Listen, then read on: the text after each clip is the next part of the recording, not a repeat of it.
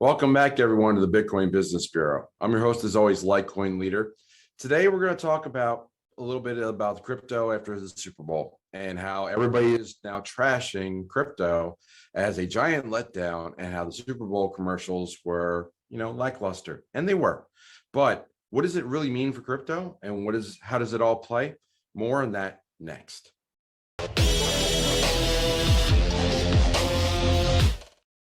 So I started today by looking at Nobody Special Finance, and I was catching up on videos from the weekend. I took a lot of the weekend off to, enjoy the weekend, watch the game, took Monday off as well.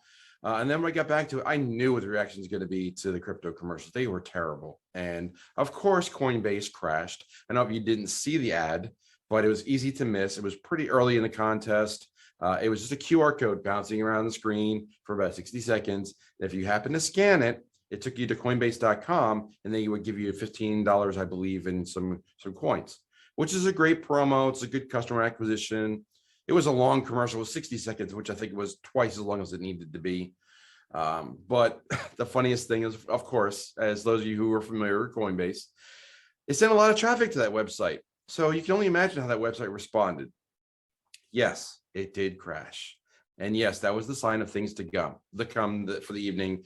You had eToro, you had Crypto.com, you had FTX, and everybody was ragging on either Larry David's version of not my thing, or LeBron, which most people were very tired of anyway. But there were like maybe about half a dozen at the most crypto commercials, and they were pretty much all for exchanges, mostly centralized exchanges.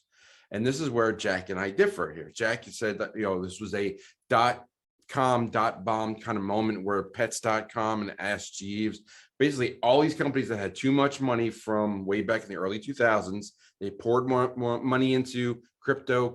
I'm sorry, not crypto, but .com commercials in the early 2000s. They all shriveled up and died. That was the end. That was basically the peak of the ICO or the IPO back in the 2000s. I'm mixing the two. Back in the early 2000s, there's a lot of the internet was booming. Lots of different companies were coming out there, and it was very fractured, kind of like where we're at today. And the fracturing was across all these different platforms and companies, from Pets.com to ordering this, ordering that. They all tried either the Amazon method or the Yahoo method of building their business, and obviously only a few lasted. So the analogy that they made was bringing it to the future. You have 2022, Super Bowl 56 was supposed to be the crypto Super Bowl. Well, that was obviously overhyped, much like a lot of things are with crypto. The overhype just really kicked in, and it really wasn't a real thing. It was mostly that, we had 5 or 6 commercials that would involve crypto. They're mostly from centralized exchanges, all trying to get you there to their platform to buy crypto. Now, there's several different perspectives on this. First, you could take the perspective like, could this be the end of crypto? This is the .com.bomb moment.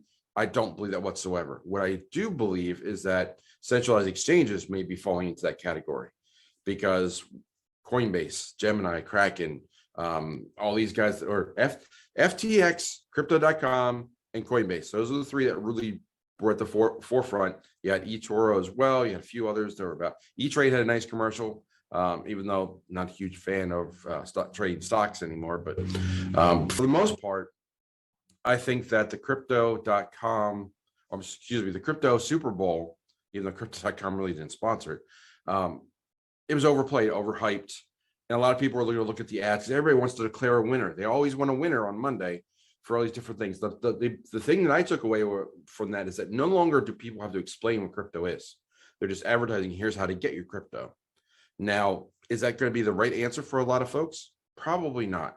Coinbase is the on-ramp for a lot of people in the US, but there's Binance, Kraken, Gemini, they all exist. But I still tell people just getting in, Cash App is the easiest way to buy Bitcoin, because most people have Cash App already. If not, you can go to, I'll put it up here for go to my website, get40bucks.com, which is probably now get 55, get 70, get whatever, because the price keeps going up they're paying you to acquire. So you go and get Cash App on your phone. Now, if you use my QR code, I get $5. I really don't care. But the important thing is I put it out there in a video for people that want to do this to help adoption. You can go make the same business card. You can go to flowco.com and get the QR code for your Cash App rewards, and get one for your Nexo, and teach people how to get into crypto, into Nexo. That's really where the future is heading. And I do this all the time by giving out those cards, and I explain it to people. And I said, if you don't know what to do, go to get40bucks.com, watch the video again.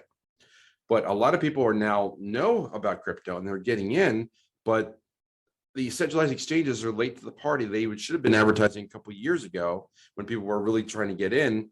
Now they're late, and now they're probably going to suffer for a number of reasons this year, because a lot of people are moving away from centralized exchanges and buying it either themselves or onto crypto.com or an app like Abra or all these other apps that people are now adding crypto to. And you can buy your Bitcoin that way. And once you have your Bitcoin, you're in crypto.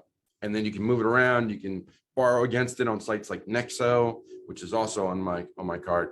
But that's the idea, is that you've got all these different platforms that are out there and they're all advertising.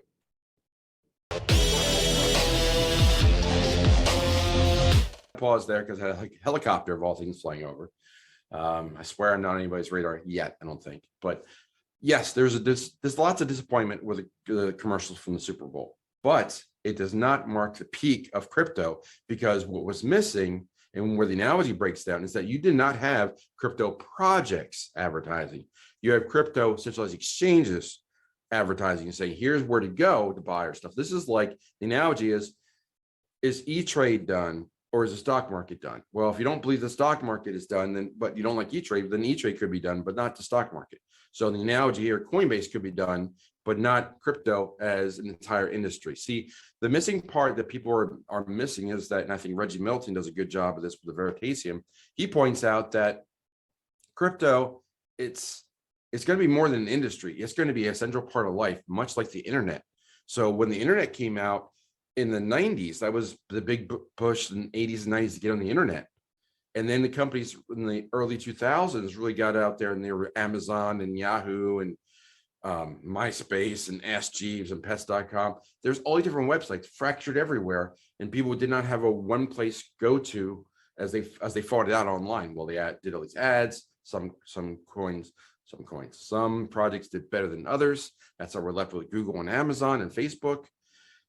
We don't know what that story is going to be for crypto. It could be crypto.com, could be Coinbase, could be an app that we don't have yet, or another platform, or even just wallets. Are just going to be everywhere. They'll be prolific and just available to everyone. There's so much, they're almost an afterthought, but something like, oh, that's a good wallet, I want to use that one. You didn't see like Divi advertising their wallet. You didn't see that. You didn't see Cardano or Polkadot or Theta advertising. What you saw were companies that are trying to get you to come to their platforms to buy the crypto through them. That's a centralization. Decentralization, you're not going to have to worry about all these advertisements. You're going to be on these platforms experiencing the metaverse, and you'd be like, well, who runs this metaverse? You'd be like, oh, okay, Matic, Theta, Zilliqa, that's the coins I want to be in. So while I get to the advertising was a flop for the most part for crypto, what I took away is that people now know what crypto is, and they don't need those advertisers. They know if they want to be in crypto, they can pretty much know how to go get it. And if not, they're just not looking hard enough to find videos like this. I mean, there are plenty of videos out there that give you the how-to of how do I buy my first Bitcoin.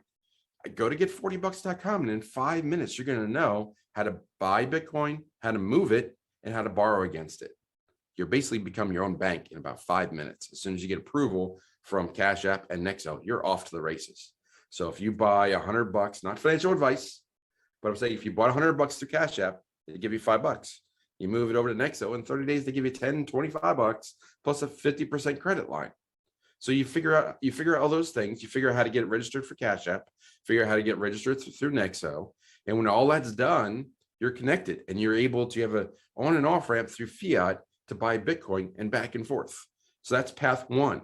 Then you have to learn other paths, because that at any given time, these bridges between fiat world and crypto world can get washed out.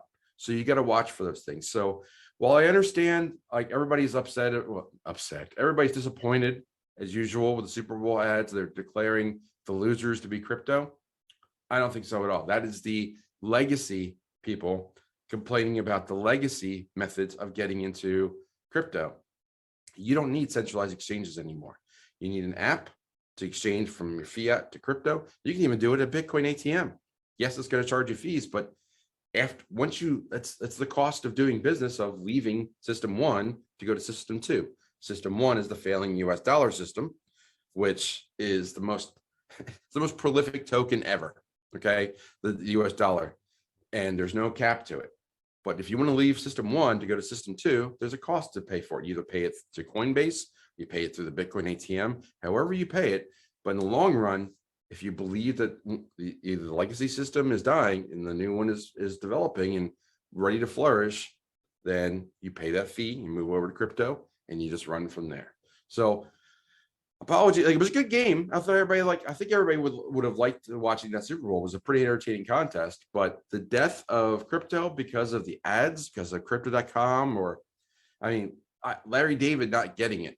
I mean, that was, the irony was not lost upon me that the ad was about people not getting crypto by placing ads on a legacy platform, as opposed to online on YouTube, Twitch, BitSlide, BitChute, where the eyeballs really are. Yes, Super Bowl still has a lot of eyeballs, but the ad, I didn't like the approach angle that they took. In centralized exchanges, this to me was the death knell for the centralized exchanges. So Coinbase is still going to try, Kraken, Gemini, they're still going to be trying to be your crypto one-stop shop. And for the next couple of years, that could be the case. But long-term, no, you need to get at the entire point of decentralization in crypto is to get rid of middlemen. So you don't need to have someone between you and you becoming your own bank. You should be able to control your own money, for better or for worse. And if you don't feel comfortable doing that, that's when you have advisors like myself, or those of us at CryptoConfidential, or even at Viva Capital that could be custodians for your wealth. So I think, as I said before, it's tiers in my viewpoint. Like, I don't want to hold more than 6 months of money. I want to have that in long-term wealth storage. So long-term wealth storage would be a custodian that insures it for like 0.5% a year, which is nothing, and it's completely insured. So why would I risk, long-term wealth, holding it my own, just so I could be my own bank and not your keys, not your coins? But not your keys, not your coins kind of goes out the window when it's all insured. And then when it's all covered, then that risk is mitigated, and I pay 0.5% a year. Like, imagine if you had this, what if you had $100 million of Bitcoin? I don't. Not many people I know do. Maybe Michael Saylor does. Probably does if you do the math. But do you think Michael Saylor keeps $100 million of crypto in his house? No, he's just a custodian. In fact, I doubt he has more than $1 million in his house. He might, but I mean, for walk around money, he doesn't need that. He doesn't need that on a daily basis. So he could put 99% of his wealth with a custodian paying 1% a year or less for insurance. I'm sure he pays 0.5% or less. And to have $100 million insured for less than $1 million, that's pretty good comfort to be able to sleep at night. So rest assured, crypto is going to be around for a while. Don't pay any attention to the reviews of the commercials or the commercials themselves. The important thing is that crypto is now more mainstream. Don't pick at the ads. Just be happy that there were 5 or 6 ads that were about crypto and getting it further and further out there, and people are talking about it. So they say no press is bad press. So crypto is emerging. More people in the legacy world are learning about it and trying to get in. They will learn how to get there. But the centralized exchanges, that's probably not the best method. So it's probably best that their commercials didn't succeed too well on Sunday. So what do you think of my review? What do you think of my rebuttal to Jack and Nobody Special Finance? Leave a comment below. Give me your feedback. Like and subscribe and share this. That's the most important thing for me, to get this channel going and more out there. So give me some feedback. I'd love to hear about it. And also a little bit of housekeeping. There is an AMA tomorrow night. It's with CryptoConfidential. So if you're not a member of CryptoConfidential, there's a link down below as well, how to join CryptoConfidential.com. It's an annual purchase. So you're looking at just over $100 a month to get my opinion, Divi Daddy's opinion, and several other intelligent opinions, plus the AMAs, 2 AMAs a month, plus the monthly newsletter, plus the forums to ask questions. There's a lot going on. You get a lot for your money. And I think, not to be, too self-serving, but when you see the first edition that we had with all the different content, you're going to be blown away. And that was just edition number 1. And we give it once a month. So check it out. We're going to be doing some previews as well this month, but we want to get you more involved in that. Crypto Confidential is a spot to catch me the best, as well along with Divvy Daddy. But Wednesday night at 7:30 Eastern, Crypto Confidential will be doing an AMA for all members. We'll tell you how to, find everything you need to find and read everything you need to read. And feedback is always welcome. So lots said today. So I'm going to close the drill in the bureau, say follow the leader, and I'll see you next time. Take care.